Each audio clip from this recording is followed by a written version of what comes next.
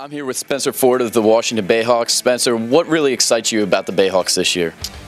Just the opportunity to come home and play. I started back in 2001 with the Baltimore Bayhawks, and I'm just very, very lucky to come home from Long Island and play, in front of my hometown crowd, and in front of some friends. And I've always wanted to play with the Bayhawks, and I have a boatload of best friends on that team, and I think you're going to see some good things this year.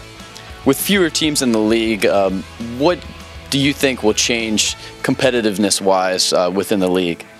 I mean, having 10 teams the last couple of years, it's still the best players in the world. I mean, you're going to see some phenomenal talent out there each and every year. With the college draft, you're going to see some guys take a step down, some guys come in and really, start their career. But, with 6 teams and, 19 players on the field at once, the talent's just going to be, unbelievable. I mean, you're not going to see any slouches.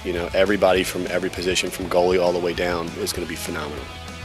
And then last question, what do you think a college player that comes into Major League Lacrosse really notices as the big difference when they first get here?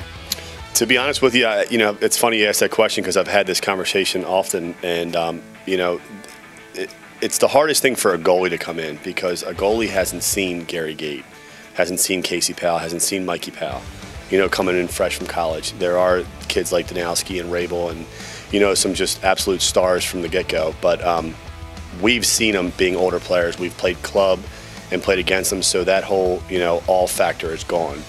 Now when a goalie or a young player comes in and says, oh my God, I got to cover Gary Gate or Casey Powell or John Grant, it becomes very, very, difficult, and that mind game starts to, play a huge role.